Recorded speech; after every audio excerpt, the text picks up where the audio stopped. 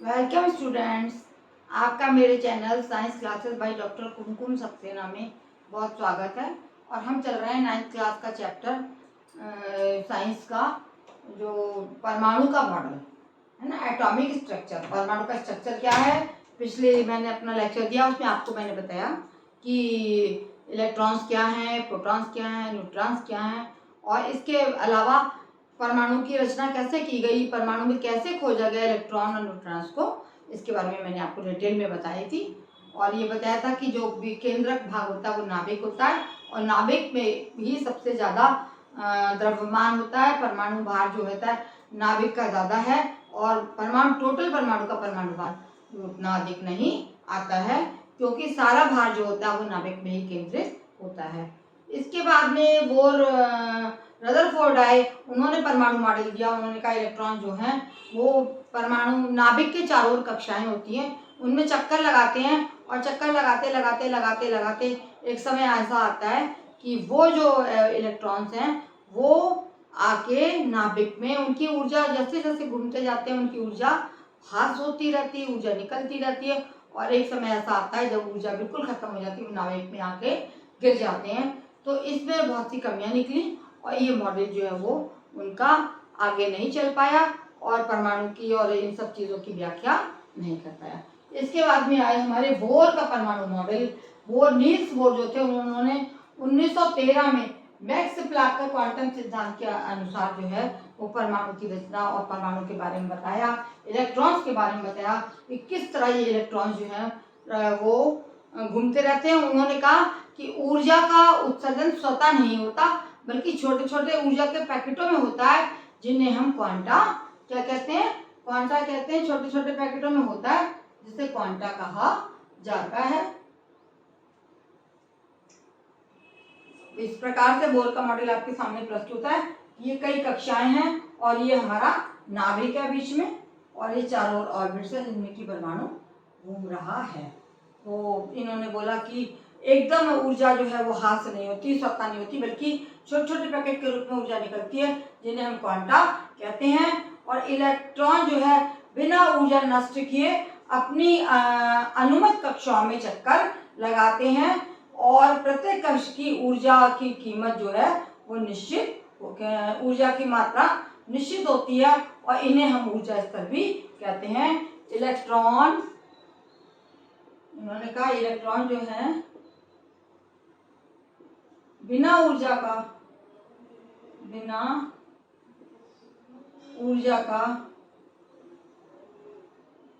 हाथ नहीं करते, मतलब नुकसान नहीं करते, बिना ऊर्जा का हाथ से किए बिना ऊर्जा को निकाले, बिना ऊर्जा, परमाणु में इलेक्ट्रॉन की जो ऊर्जा होती, बिना ऊर्जा का हाथ से किए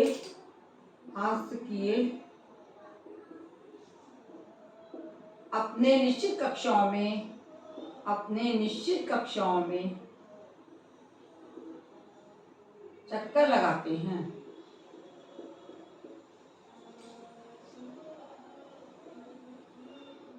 चक्कर लगाते रहते हैं, निश्चित कक्षाएं हैं उनकी, लगाते हैं, और इन कक्षाओं की निश्चित जो है ऊर्जा स्तर होता है, और इन्हीं कक्षाओं को जो है वो चक्कर लगाते रहते हैं, घूमते रहते हैं, और प्रत्येक कक्ष की ऊर्जा की मात्रा, प्रत्येक कक्ष की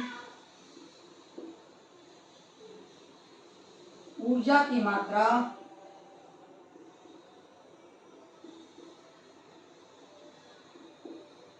निश्चित होती है।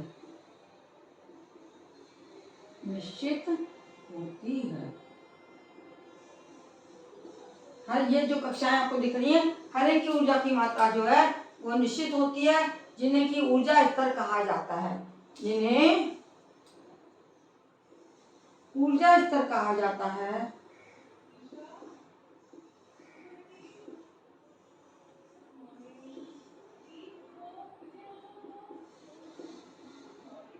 इन्हें कैसे प्रदर्शित करते हैं, इन्हें हम के, ये आप देखिए बनी हर कक्षा अलग अलग, सबसे अंदर वाली के, एल, एम और एन से प्रदर्शित करते हैं। हर एक का ऊर्जा स्तर अलग होता है, हर एक जितने ये बने हैं ऑर्बिट से सबकी ऊर्जा की मात्रा जो वो निश्चित है। पहले वाली के, फिर एल आ गया है ना, के बाद एल आता है जो अल्फाबेट, फिर एम आ गई है और फिर ये एन हो गई एंड सो ऑन। इस प्रकार से परमाणु के ऊर्जा स्तर विभिन्न ऊर्जा हैं, हर स्तर की ऊर्जा अलग है, हर ऑर्बिट की ऊर्जा अलग है। इन मेरी कक्षा में ये चक्कर लगाते हैं और इन कक्षाओं को TLMN पहली कक्षा, दूसरी कक्षा, तीसरी कक्षा और चौथी कक्षा एंड सो ऑन, इस प्रकार से पहली कक्षा में घूमे, फिर दूसरी में घुमा, फिर तीसरी में, फिर ये चौथी में घूमते रहते हैं। पहली, दूसरी, तीसरी कक्षाओं की नाभिक से दूरी तथा इलेक्ट्रॉनों की ऊर्जा भी क्रमशः बढ़ती जाती है। ये नाभिक है, इससे इनकी दूरी बढ़ती जाएगी और ऊर्जा की मात्रा भी बढ़ती जाएगी। दूसरा पॉइंट इन्होंने कहा, इन कक्षाओं की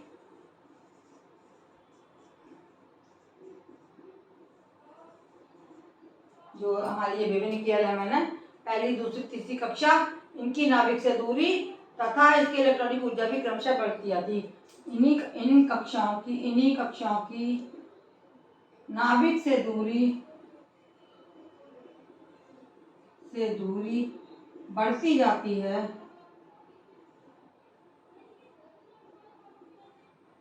तथा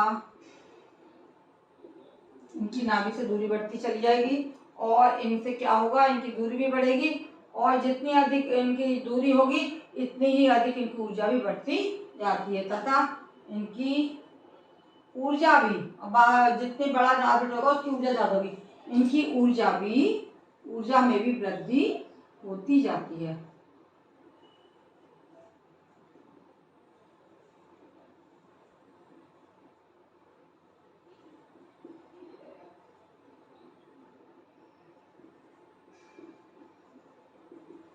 तीसरा पॉइंट है, आपकी समझ में आ गया कि इलेक्ट्रॉन जो है बिना ऊर्जा का ह्रास किए अपनी निश्चित कक्षा में, जो इलेक्ट्रॉन इसमें वो इसमें ही रहेगा, जो इसमें वो इसमें रहेगा, जो इसमें वो इसमें रहेगा, जो इसमें वो इसमें रहेगा।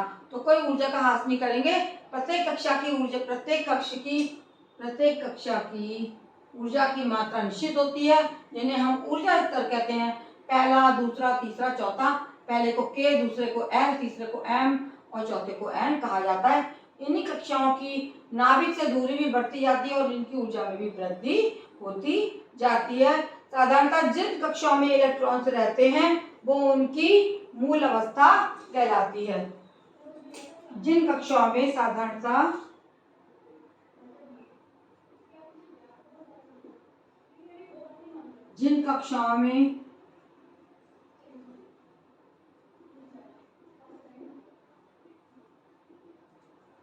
ये इलेक्ट्रॉन्स रहते हैं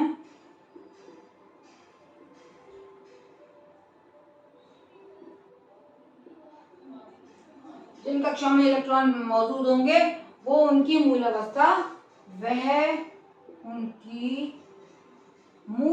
कहलाती है।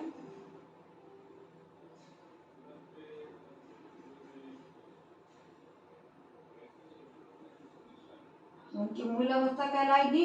और क्या होगा कि कक्षा की त्रिज्या है ना, इसके ऊर्जा का ह्रास किस तरह से होगा, डेल्टा ई बराबर E2 upon E2 minus E1 बराबर आपका ये हो जाएगा E2 माइनस E1 बराबर HL अपॉन लैम्डा है ना। यानी कि यदि कक्षा की त्रिज्या जितनी अधिक होगी, यदि एक स्तर से जितनी कक्षा की त्रिज्या अधिक होगी तो वो ऊर्जा का मान उतना ही अधिक होगा।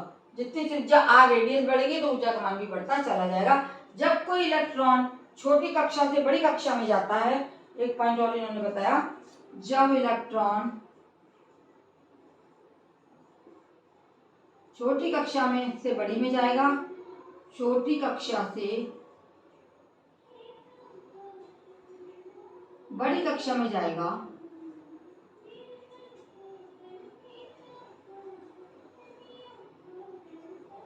तो क्या होगा कि वो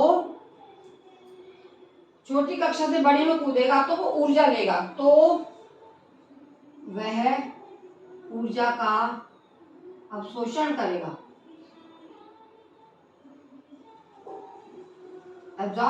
ऊर्जा का अवशोषण करेगा उसे अधिक ऊर्जा की आवश्यकता होगी तथा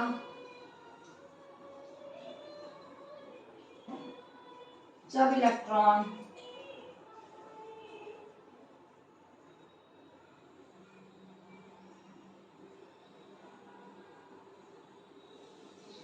बड़ी कक्षा से छोटी में कूदेगा, ऊपर से नीचे आएगा, बड़ी कक्षा से छोटी में आएगा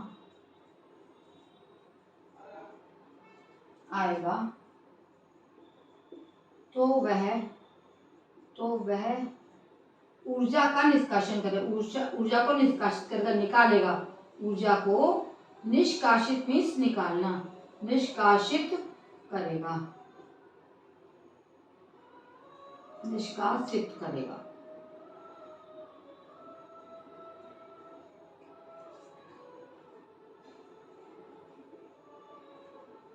इससे आप समझ लीजिए कि हर इलेक्ट्रॉन की निश्चित कक्षा में घूमते हैं, वो ऐसा नहीं होता घूमते घूमते नाभिक में गिर जाए।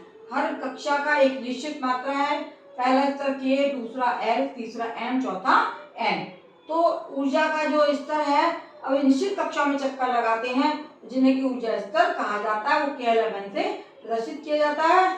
और जैसे जैसे इन कक्षाओं की नाभिक से दूरी बढ़ती जाती है, उनकी ऊर्जा में भी वृद्धि, अधिक ऊर्जा होगी, अधिक ऊर्जा में भी वृद्धि होती जाती है। जिन कक्षाओं में इलेक्ट्रॉन रहते हैं वो उनकी मूल अवस्था होती है।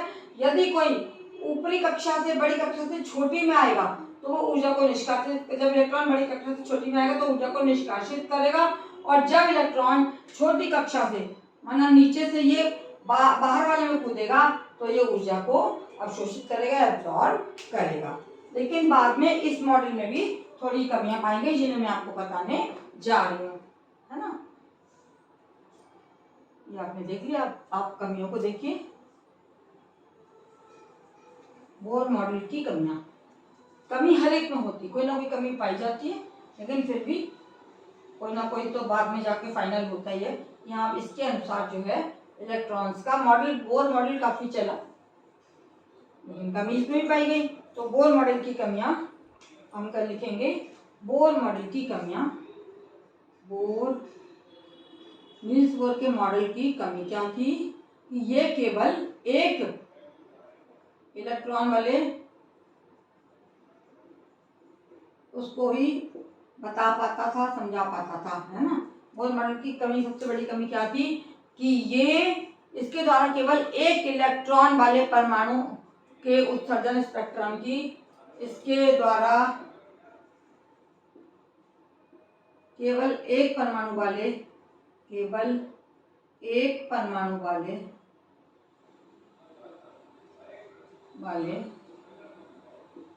जिसमें एक परमाणु रहता था, एक ही परमाणु पाया, केवल एक इलेक्ट्रॉन वाले परमाणु की, जिसमें एक इलेक्ट्रॉन, जैसे हाइड्रोजन, एक इलेक्ट्रॉन वाले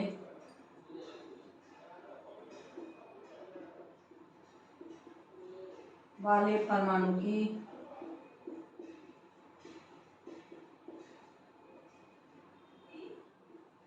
जिसमें एक इलेक्ट्रॉन होगा, एक प्रोटॉन होगा, जैसे हाइड्रोजन का होता है। एक इलेक्ट्रॉन वाले परमाणु H2 के उत्सर्जन स्पेक्ट्रम की, H2 के उत्सर्जन स्पेक्ट्रम की व्याख्या कर पाता है, स्पेक्ट्रम की व्याख्या कर पाया, है ना, कर पाया। पहली कमी इसकी ये हो गई। और दूसरी कमी थी ये मॉडल जीमान प्रभाव की व्याख्या नहीं कर सकता। ये मॉडल जीमान प्रभाव की व्याख्या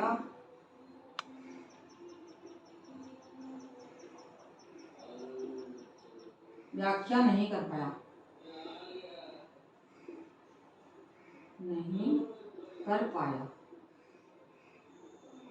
जीमान प्रभाव की व्याख्या ये नहीं कर सका। यानी चुंबकीय क्षेत्र के स्पेक्ट्री, जो स्पेक्ट्रम होता है चुंबकीय क्षेत्र में, उसकी व्याख्या ये नहीं कर पाया। जीमान प्रभाव इसको कहते हैं, व्याख्या नहीं कर सकता। चुंबकीय क्षेत्र के जो स्पेक्ट्रम होते हैं उनकी व्याख्या ये नहीं कर पाया। चुंबकीय क्षेत्र के स्पेक्ट्रम की व्याख्या नहीं कर पाया। चुंबकीय क्षेत्र के स्पेक्ट्रम की व्याख्या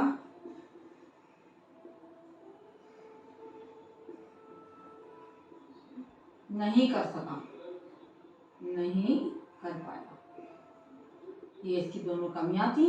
और वैसे इसका बहुत सही है, अभी आगे भी चल रहा है। बोर के अनुसार ही परमाणु के में किस प्रकार इलेक्ट्रॉन का व्यवस्था की जाएगी, ये मैं आपको अपने अगले चैप्टर में बताऊंगी। बच्चों, मेरा अगर आपको पढ़ाना अच्छा लगता है तो मेरे जो चैनल है उसको लाइक करें, सब्सक्राइब करें, शेयर करें, अन्य बच्चों को बताएं, तथा इसी प्रकार से आप देखते रहें तो मेरे लेक्चर्स आपको बराबर मिलते रहेंगे। धन्यवाद।